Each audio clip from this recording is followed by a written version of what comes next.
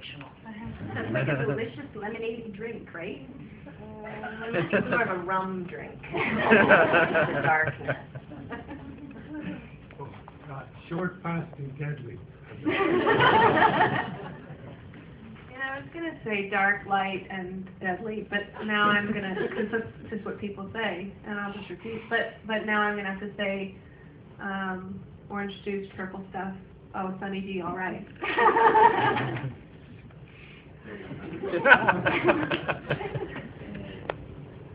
Unpredictable, uncontrollable, inexcusable. So let me take one of those from you, Edgar. When you say uncontrollable, when you sit down and you start a story, often your stories sort of start this way and then kind of like hop over here and then fall backwards down in a bit. Do you know where they're going? No, I think that my strongest motivation as a writer is basically to know what's going to happen next. I think that for me, writing is a little bit like, I saw it in American sitcoms, so maybe you know this term, trust falls, you know what? When they are like couples and they go to this kind of counseling, so they ask one of them to fall and the other one is supposed to catch them so they can trust each other. So I think that when I write a story, I just kind of have something and I start writing and it feels like I'm falling back and I just wait for the story to catch me, you know, and sometimes it does and sometimes it doesn't, you know, and you wake up with a bump on your head.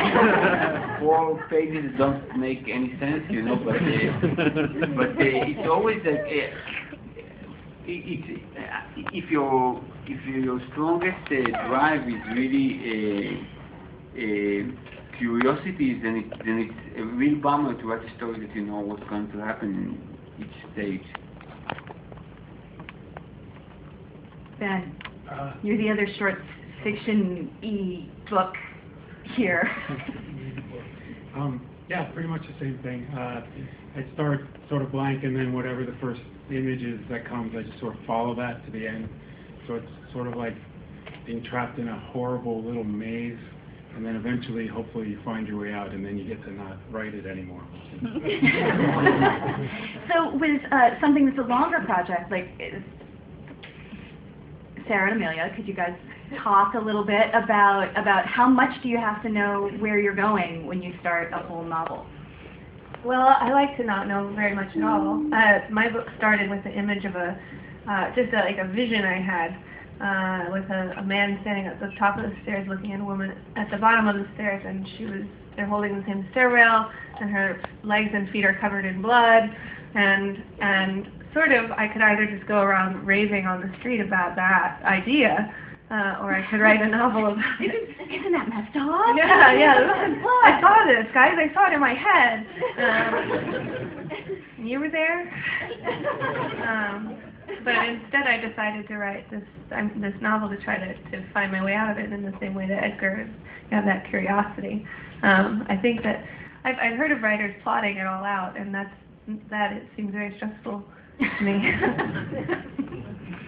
Yeah, I would say also I didn't know where I was going for a very long time, and although I did do a lot of structural planning, I didn't do it until I'd written the whole book, because I think you have to know the story in order to know how to plot it.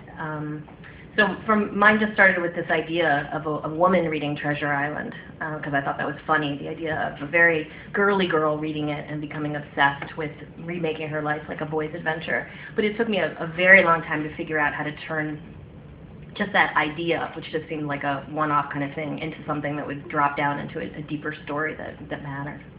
Yes, don't take any of these books as self-help books. Really.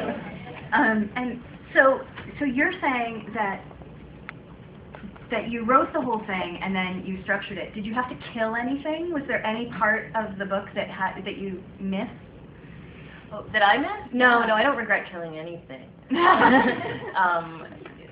Killing is the nice part, because when you're editing things out and you know why you're editing it out, that's really exciting, because that's the part, that means you've entered the part where you understand your story, and for so long I was in the dark, so to be able to say, oh, I don't need that anymore, felt really good. And Etgar, you write so thin. Yeah, it's, because for me, I think the metaphor of editing is that you have this kind of a tiny boat and you try to get somewhere, and the boat has a kind of a hole in the bottom, you know, and all the time what you say that you see all this stuff in your story and you say, I don't need it, I just want to get to the other side. So you kind of, you throw the piano, you know, you throw the chair, and I think that for me, basically, the process of editing is, much of it is kind of cutting the story shorter, taking out all the stuff that you needed to construct it, but you just don't need it now. Right, the scaffolding. And how much of that process is joyful and how much is hard? Like, how much of all of these books which go deeply into the imagination, are there unicorns and rainbows? Or are there bleeding women at the bottom of stairwells? That's a good question. I had I don't know, between when I was writing it was the hard, like between 18,000 and 24,000 words were the hardest part for me. For some reason, I was in the woods. I had kind of lost I had set up these characters. I put them in the house, and I had them there, and you know, everyone's on a boat going down the river and waving at the people on the shore, and then bam, waterfall over and over again, and it took me half a year to write that little chunk in the middle to like, okay, I've got to get this guy out of the house. I don't know, and so that was the hard part. Editing for me, just pulling things out, throwing the piano overboard was the best part. I don't know. That is shared. Oh, I'm supposed to talk. Well, my stories are so short, I don't really do a whole, I mean, there's not a whole lot to cut out at the end, because it'd be like, you know, 3 words long. But, so for me, most of the editing is really just a matter of trying to find the ending. Like, I'll write a story very quickly, and then it'll take like 4 years before I finally get the ending, and for that whole 4 years, it's just hell. You live in hell, and then one day the ending comes, and then that's fantastic, and then you don't have to write it anymore, and you don't have to edit it. The sad thing is, Ben and I live in the same neighborhood, so apparently our neighborhood is hell. I didn't realize. Not that bad. It's just in my house. So, Etgar, in the review in the New York Times, which I hate when people cite that, but I reviewed his book for the LA Times, and you don't want to hear what I think. But Steve Almond talked a lot about American fiction being wedded to realism, and all of you guys have blown out realism in one way or another, and I wonder if you could talk about what you think about American realism, or do you think about it? Me? Well, I think, you know, I think that, let's say, if you choose from a menu, then realism is a good dish, you know, but it's not the only option. I think it's very strange how people say about something that it's realistic as if it is some sort of a compliment, you know. They say, oh, it's realistic, you know. It's like, you know, because basically when you write, you don't write about what happens, you know. I can write a very realistic novel about somebody who waits for his dentist and then gets in and then gets overcharged. It's like in real life, yeah, you know. I've also waited, and there's always this lady with the blue hair and less than, you know, when you write, in the bottom line, I think it's about some sort of passion to share something with people, and the story always comes from a sphere that is completely subjective.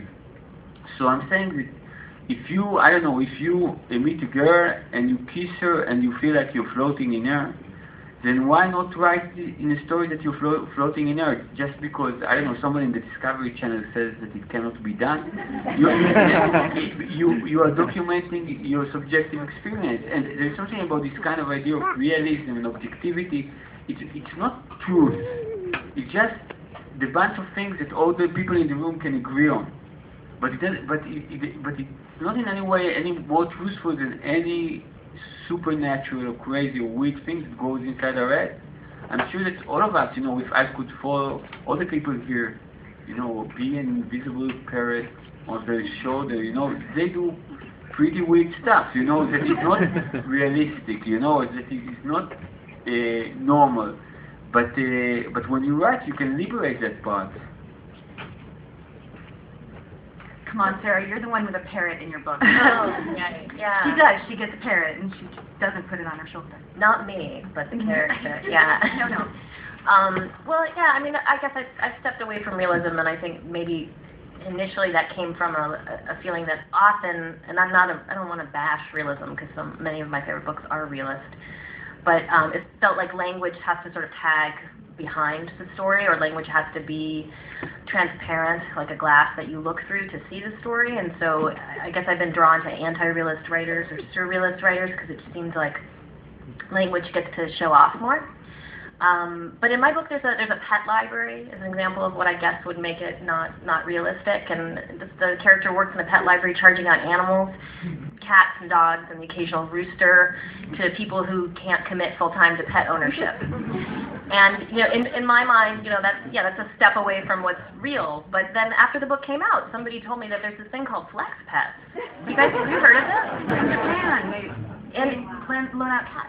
Yeah, and in Boston, they got shut down, actually. Boston got rid of them. But they were lending dogs to people who, traveled a lot, but when they were in town, wanted to be able to take a dog to the park on the weekend and throw a ball with it. And so, I thought I was not writing realism, but in a way, I was, which is scary. But this could lead to a startup, because whenever I go to the airport, my wife refuses to drive me there, so, because she said, it's for work and you do it all the time, so you could rent families that will take you to airport. And kiss you goodbye. They know how much they're going to miss you and how they don't resent that you're going.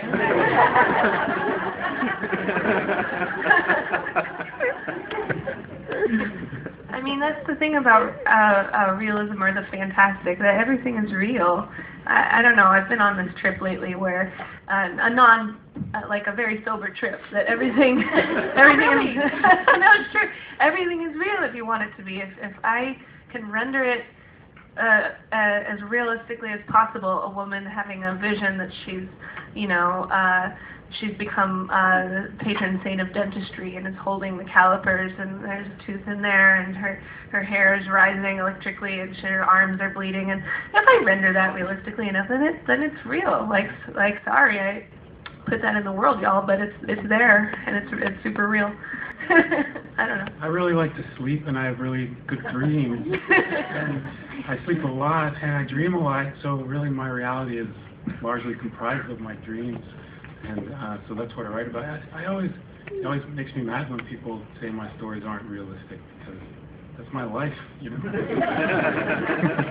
had this story about vultures, and it kept getting rejected from literary magazines, and I finally got a personalized rejection. They were like, well, we found the metaphor a little heavy. And I was like, but in San Marcos, Texas, there are a ton of vultures. They are flying over the student union. They are fighting over a corpse in the river. They are like biting each other and eating food and not eating food, and they're super real. Come help me kill them. Metaphor? It's not a metaphor, no. It's not about the dying relationship. It is about a vulture that I saw when I was on the bus. Edgar, some of your stories have been accused of being political metaphors. Do you think about politics when you're writing? I don't think about politics, but again, very much like realistic, the term realistic, the term political is also not always clear to me, because I think that when you say that there is a political story and a non-political story, it means as if politics are something that is extraterritorial to human emotions and human thought. But I think that, let's say, most of politics are built, let's say, around hatred. So if you write a story about hatred, isn't it political? If you write a story about fear from something that is different, isn't it political? It's I always make this kind of distinction in my mind when I have to differentiate left-wing people from right-wing people. I say that left-wing liberals they're optimists, and right-wing people are usually pessimists. For the simple fact that, when you're in the liberal left, you say, what, things can get better. It could be more fair. People could have healthcare. We don't need that many guns. Those other guys, they're not going to kill us, So there's something very optimistic about it. And when you're writing, you say this is as good as it gets. You know, man, you know, don't be naive. This is good. You should buy bigger guns, and you know, and so I'm saying so. This idea of saying this is political and this isn't political, I think everything that talks about human situation is in a sense political. Or not? Then, and your stories are often structured like fables, and they've got animals in them. Yeah. Objects. Have people tried to figure out what those, like, figure out the metaphors, parse them? Yeah, they do sometimes. Actually, it can be kind of terrifying. I did a reading at the International Conference on the Fantastic in the Arts, very short name. And after the reading, ICFA. After the reading, the other people on the panel began to psychoanalyze me based on the story, and it was, I mean, it very quickly became just terrifying. Like, can we not? Yeah, I mean, I never, you know, they never mean anything to me symbolically, because when I'm writing, I'm just working with whatever's popping into my head. Wait, what was the question? Well, actually, I'm curious about this idea of optimism and pessimism, and I wonder if you could all sort of talk about that. Like, as writers, do you see yourselves as the left-wing optimist or the right-wing, this is only going to get worse, pessimist? I mean, I see myself as both. I think that sort of the point of every story, I think, is that there are two sides to everything, and in the end they're synthesized, and that's what stories... Oh my God, you're a Marxist. Yeah. So, I mean, when you get to the end of the story, it should be both really sad and really joyful, and if it's not, then it's not right. You're a politician if you're not recognizing that at the end. Does that make any sense? Yeah, that did make sense, and actually I like that way of tackling the question, because I think a novel, what's exciting about a novel is that it's dialogic. There are all these different voices talking to one another, and one of the things that surprised me with some getting to talk to readers is they'll ask me like what my point was in the book, and then I want to say, well, you know, it wasn't like I came in with a thesis and that I wanted to prove, but I was thinking about different points of view towards particular subjects, like, not to sound all heavy, but animal rights and gender, and I was thinking about that stuff, but what I loved was having all these people talking from different angles about it, and it being prismatic, and not ultimately resolved so that you would feel like, yeah, I know where the author stands, this is her message. Because if I wanted to write just a message, I would just, you know, I'd just tell you what I think.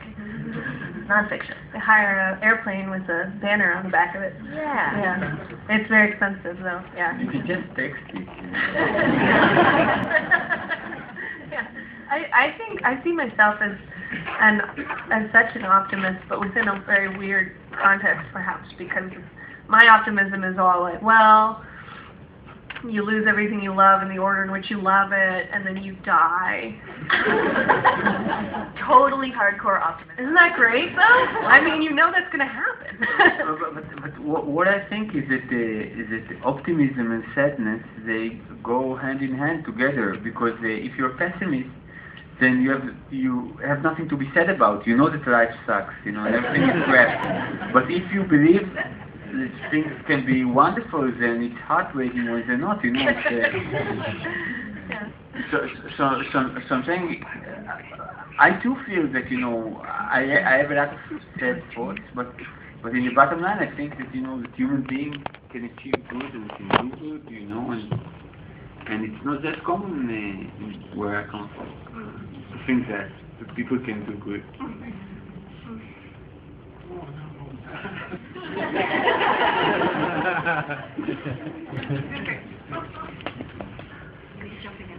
No, I'm leaning in, anticipating your next question. My next question is, you all write with these very distinct voices. Like, Sarah's written a novel in which this woman becomes obsessed with Treasure Island, and she's not you. She's actually kind of a really horrible person. I mean, I think she's not you. And Ben, Ben and Etgar, you write these stories with lots and lots of voices, and Amelia, you also write with really strong voices. What's it like inhabiting those different voices and getting getting into these people who are so different from you, and I imagine it's different when you have to switch it up, because your short stories come from these different places. Let's just talk about it. Well, I think in all the characters that I write, there is a lot of me in it, even if the main character of my book is a dentist and he goes insane. And that doesn't seem like me. But I feel grief, and I've felt loss, and I understand kind of dentistry, and all that together makes it feel like a piece of me. I think I can't remember, Essie Hinton said, I saw a cool panel with her at the Texas Book Festival, and she said, someone was asking her how she could write about such a cold, I don't know what she was even writing about, the North Pole or South Pole or something, and she was like, well, I mean, I've never been there, but I know what it means to be cold. and it was sort of a real snappy answer, but it was also true. I think there's a lot of myself in all my characters, even the really bad ones or the odd ones. I always tend to write when I'm upset about something, and because I don't, deal well with life. So whenever I'm upset, I'm like, I feel the need to write for some reason, and then I sit down and whatever it is that's bothering me comes out in them. So they're all just sort of voices of, the most recent anxiety that come out of me. So I don't like. This includes an octopus who likes to drink tea, in case you haven't. Yeah, but it's scary tea. His landlord is always there. And the character in Treasure Island is an unreliable narrator, so it was really fun to work in that domain. And actually, in my short stories, I often work in that territory too. And what's so fun about it is that you have this way of you're sort of looking at the reader over the character's shoulder, kind of winking and trying to indicate this other way of viewing the stuff that you're describing. And although she's, how did you describe her? I think an asshole. An asshole.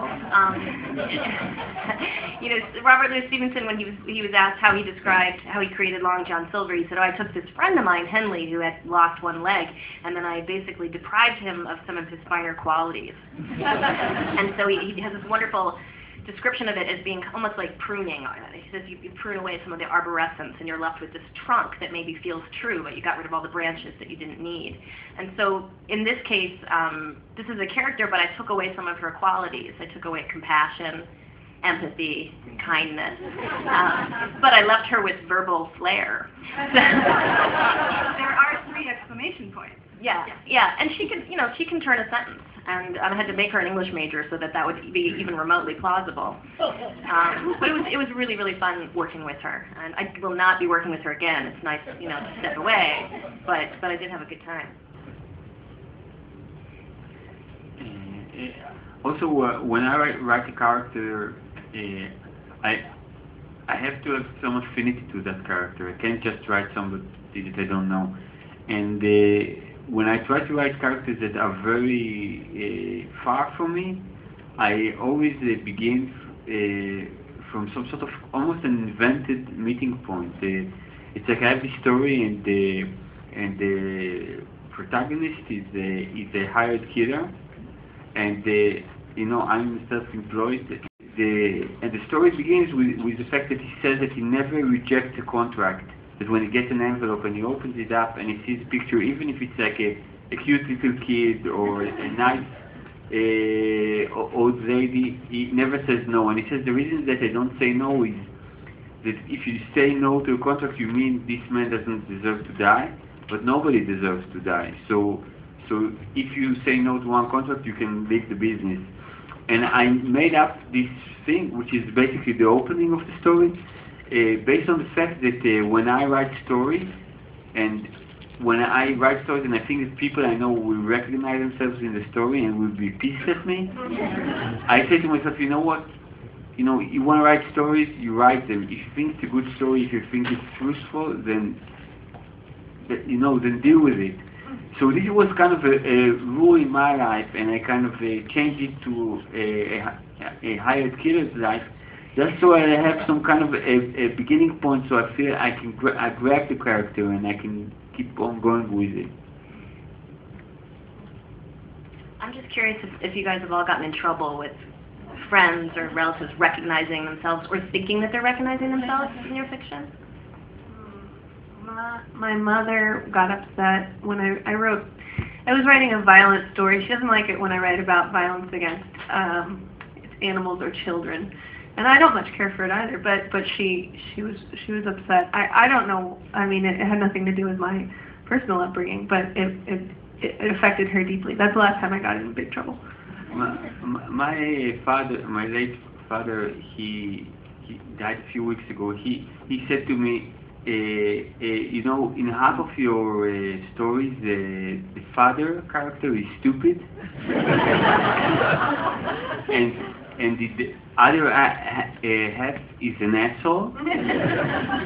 But in all of them, I feel that you love me. Did he say that before you became a father? When you were just a son? Yeah. So you couldn't dodge it by saying, no, the fathers are me. I've never gotten in trouble for that, really. Although my sister, who I really try to keep away from my stories, whenever she reads them, she always takes them as like reenactments of the family drama, you know, and then she calls me up and wants to talk about things. It's a kind of trouble. So more than one of you described your work as deadly. Is that I was just talking shit. Like he wanted to say, it can be easily found in a bookstore near your home. I said, no, let's take that.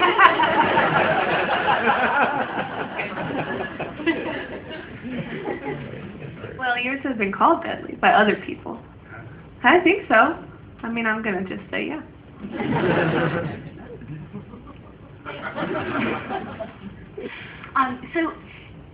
So when you sit down to write, Ben, you said that it's when there's something that's bothering you. And Etgar, you took a while working on this new book. It's been, we've waited a long time. He was probably happy. Yeah, were you too happy to write? With me, it wasn't that I was too happy to write it, as much as I kind of, my life changed, and usually my stories were about those kind of single moms who can't hold their work and have dirty apartments, and suddenly I became this kind of like married with a kid and paying a mortgage and being a professor in university, and I couldn't write anything in the beginning. I couldn't write anything about it that sounded like me, and at the same time I didn't want to write stuff about what I used to be. So I was kind of like, it's as if I lacked the vocabulary. I always say that, you know, that I can describe a dirty apartment in 1,000 different ways, but it's very difficult for me to describe a clean apartment. It's very boring about it, so it took me a lot of time and creativity to be able to describe clean apartment in a new way.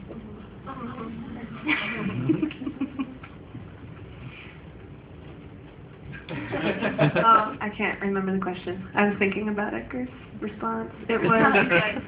Let's think about Etgar's response. Let's talk about it. Yeah. Well, I was curious because There's a vision of a bleeding woman Yeah. in my clean apartment. I just messed it up. Yeah, well, I get nervous about when I have big life changes, and thinking about in the future if I want to get married and have children, and what that would mean for my writing and my career. So you're saying that it works. You just have to take a little extra time to get used to it.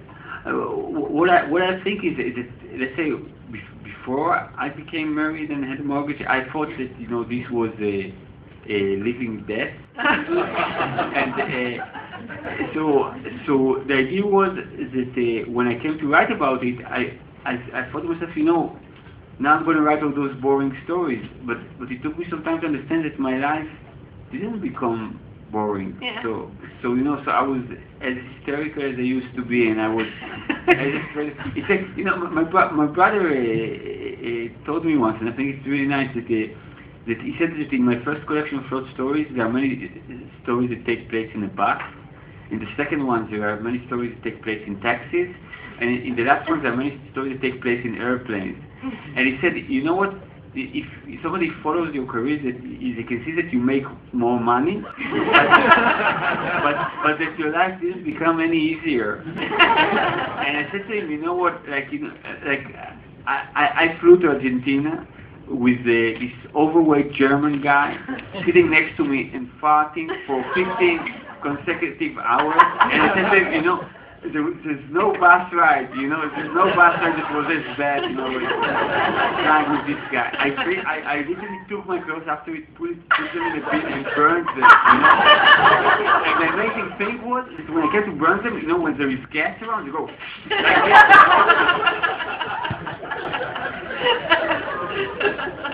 That's heartening. So, Ben and Amelia, I know you both have just been on book tour. Have you had, or book jaunts, as you were saying, have you been trapped next to the farting Argentinian? Usually I'm the one farting. I'm going to be real. Travel makes me nervous. When I'm nervous, I'm gassy.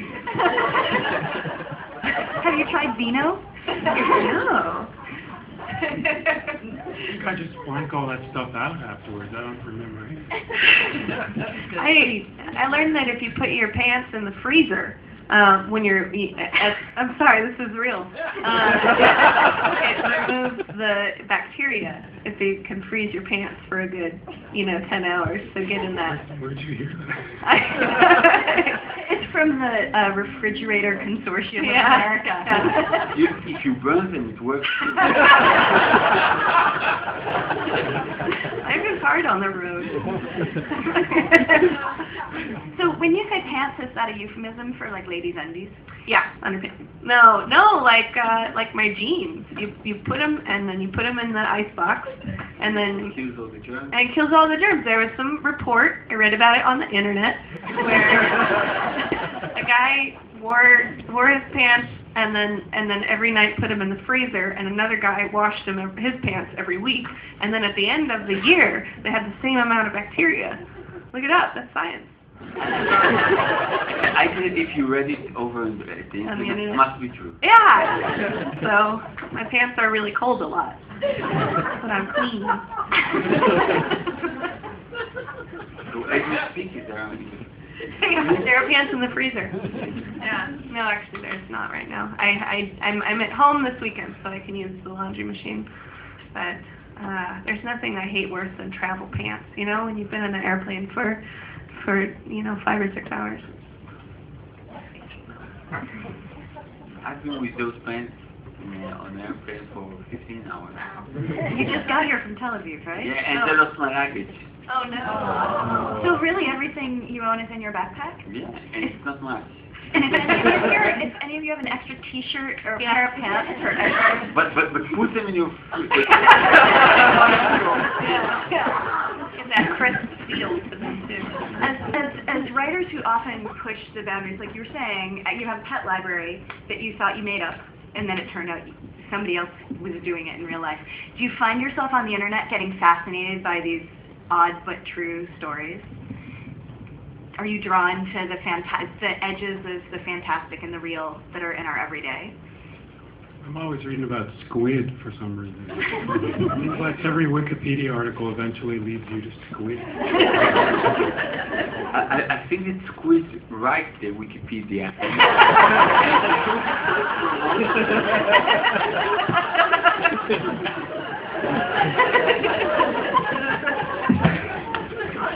Okay, I actually don't know how to follow up somebody pretending to be a squid and typing. So I think now would be a good time to go to some audience questions.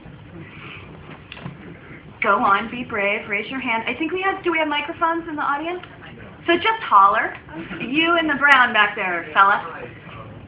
What do you guys feel about electronic publishing? There's been a prediction that within 5 years, almost all fiction published exclusively as ebooks. Do you think this is true, and do you feel it will be a plus for a minus for your writing? If it's published electronically, it sucks. No, I'm kidding. Go ahead. I've been reading on the road because I don't have a lot of space in my luggage, so I borrowed my boyfriend's Kindle, and I've been reading 1284. and I've been really loving the fact that I just have this little guy, a little device man, and and I like that quite a bit. I'm not answering the question very well. But here's the real answer. I think that experimental writers and novelists and people who are trying to push the boundary will maybe do cool things with ebooks and electronic publishing and online publishing, and that's something to be excited about, I think. And I think there will also always be people, like myself included, who love the feel of a book and holding a book and being able to easily go back and forth and, you know, loving the object of the book. And I think that'll be true as well. And even if books go the way of vinyl, people love vinyl. You know, it sounds so real. I think as long as they don't come to my house and confiscate my books, I don't really care what happens. I think that there is a need to tell stories, and there is a need to hear those stories, and even if the form would change, you know, I think that the need would still be there. So I personally, I don't read the ebooks. You know, it's not like an ideology. It's just, I don't know, I like to carry heavy stuff in my luggage and then use it on a plane. Now we know why they lost it. But I really don't see in it a threat. The same. I don't think that there's anything that could beat this urge, you know, to tell a story and to listen to a story. I think we'll always still have books. You know, there've been some interesting developments in electronic publishing, but I also remember in the late 80s when hypertext was just starting to be a big deal and everybody said storytelling was going to change. And really it feels like there was just a very small group of writers who engaged hypertext. And then it's still kind of not happening, except for maybe at Brown University there's something called The Cave where graduate students do it. But I don't feel like it's changed the culture or changed the way we tell stories. And my hope is that even though electronic publishing is going to develop, that there'll be a kind of formal backlash where people will get really interested in the book as an object and make more beautiful books. In the way that McSweeney's does a really good job of designing their books, and they're physical artifacts, you want to touch them, there's texture, and they're just really beautifully thought about. How about as writers, how has connectivity, like being on Twitter or having your email go ding, ding every time something comes in, how has that changed your work process, or has it?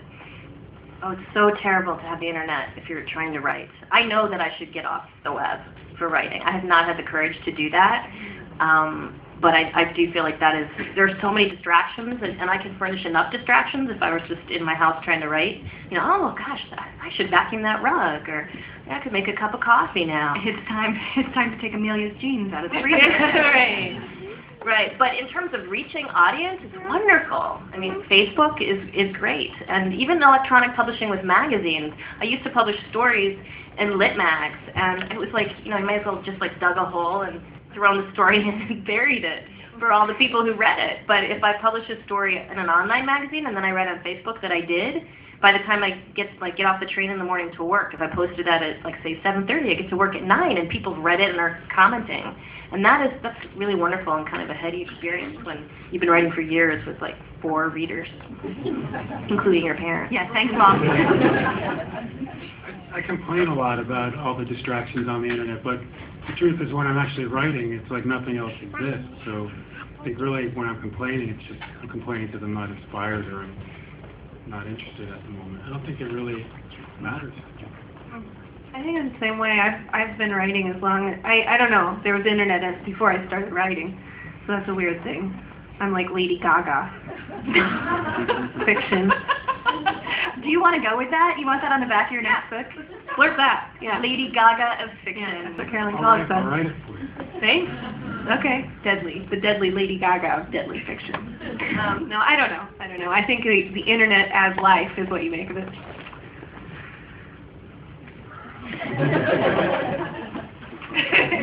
I sabotage myself. I'm impressed that you guys, if you're writing, you go deep in, because I'll drop right to where I need to be, and then I get scared, and that's exactly when I'll go check my email, exactly when I need to stay there. And so for me, it's been a process of learning how to not leave the room. Well, I do that too. I do that a lot too. I mean, it's not, I think it's an issue of like finding the good in like sourcing your brain to the cloud. I don't know. I was on a weird panel about the internet, so we talked a lot about it. So my head is in the cloud for that too. But wait, which cloud? Let's clarify the cloud. The cloud is in like the storage devices online. But like, is it the like Jungian communal cloud or your own personal? That's cool. I think it's the communal cloud. I like it like that. But I don't know, because the way you'd write a story about squid without Wikipedia is going to be different than the way you would write it with, and one is not necessarily worse than the other, it's just informed differently, and I think that's interesting. Or the way that you would write a story about your family without an email from your mom coming in and being like, why did you write about, your childhood? Is different than not, I don't know, not necessarily better or worse. In the same way that like an email that you write while being distracted by vacuuming is not necessarily worse or better. But yeah, I feel that pull too. I'm bad at it too. I don't know. Well, if I can digress, I want to say that the internet makes life more difficult for liars, and it's much more difficult to lie these days. Okay, let's get to the bottom of that. Which lies are we talking about exactly? Are we talking about your secret family in Poland? No, just that sometimes I would, tell people stories, and they would go and check in the internet and say, no, the sharks aren't that big,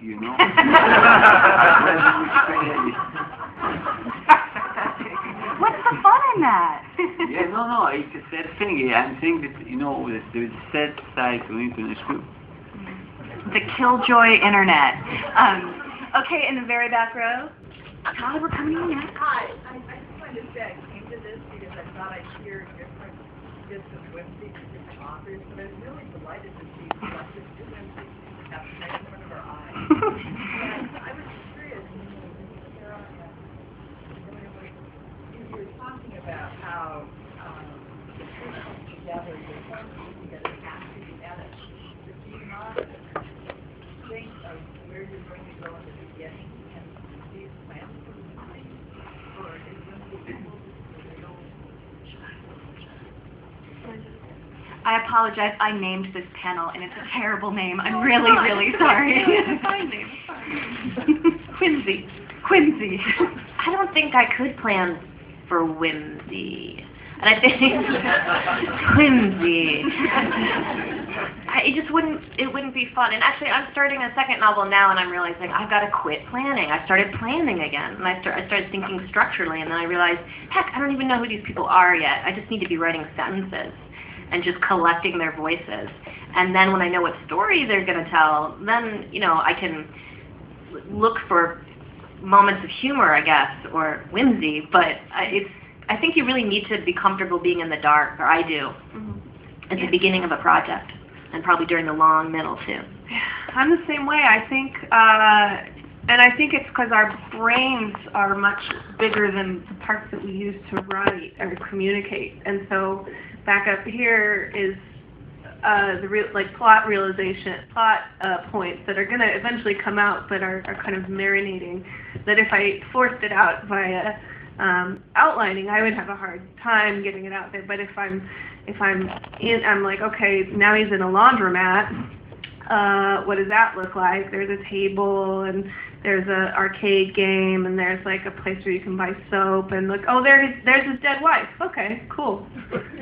That's just kind of how and then I write out of that scene. I'm like, well, why did that? Well, whatever. I'll just keep. I'm a squid typing. That's all I do.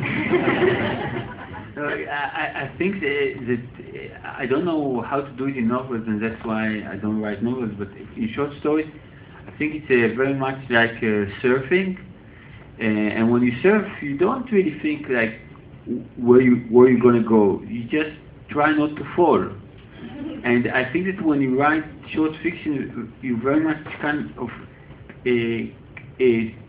find some sort of a tone of the story. And for me, the tone dictates the action. If I know how a guy sounds like and how he speaks like, and there is something that fascinates me in the way that he speaks, then the story will appear. I don't have to invent it. It's already there. I just have to stay to keep my balance on the surfboard long enough, and the story will appear, you know, and regardless of what kind of story it's going to be. The fellow with the tie there. I was wondering, for you, Edgar, I mean, you toppled Dan Brown, Steve Larson in Israel with a collection of short stories. And then, like, you guys are doing something that everybody in publishing would say, don't do that, because it won't work, it won't succeed, and then everybody will lose money and do it.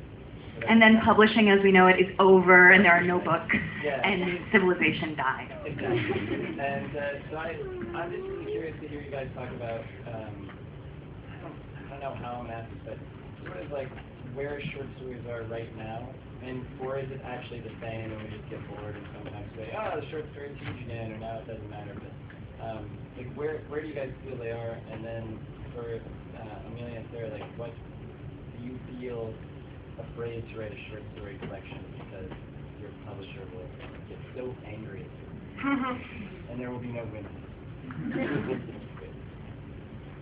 Well, I can say that before that my publisher in Israel is a very good friend of mine, and every time I write a collection of short stories, he says to me, next one is going to be a novel. And he says that when it's going to be a novel, you know, more people are going to read it, and it's going to be more successful. And my last collection of short stories was the best-selling book of the year in Israel. And when I met him, he said to me, the next one is going to be a novel. And I said to him, but it's the best-selling book in Israel. And he said, but if it would have been a novel, it would have sold more. And the thing is, I think that very much, there is something, it's very much like a self-fulfilling prophecy, in the sense that if you publish a collection of short stories, then the publisher thinks he's going to sell less, so he's going to put less in PR. So in the newspapers, they're going to write less review about it because it's not a novel, you know, it's just a bunch of short stories.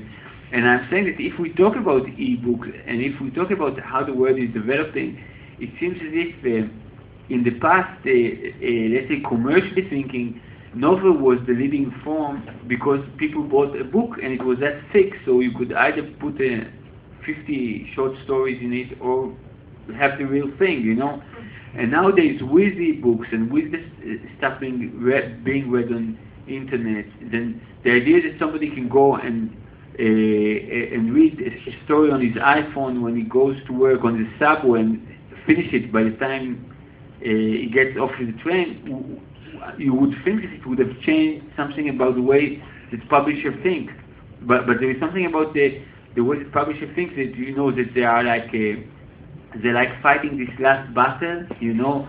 They're putting the sandbags and they say, oh, Amazon, e-books, let's choose them, you know. And then they say, okay, let's take our biggest canon and put them in the front, and that's the epic novel, because it worked so well in the 19th century and in, you know, before the Second World War and after the Second World War, so it should work now. It should stop all those guys who read stuff on their iPads, you know. But I actually think that it would make more sense that short stories would be more dominant, because because for all the electronic tools, it's much easier to read the short stories than novels on them. I agree completely. I want to add that I really believe, and I know this is crazy, but I really believe that people want short stories. I think, I mean, okay, yes, they buy the novels, but I don't think they really want them. Like people, like all day long, every day, all we do is tell each other stories. Like people love hearing stories, and the stories that we tell are short and to the point, and they don't fuck around, and that's what it is, you know. And then somehow when you write them down, suddenly you gotta do like 800 pages. I just don't think people want that, so stop buying them.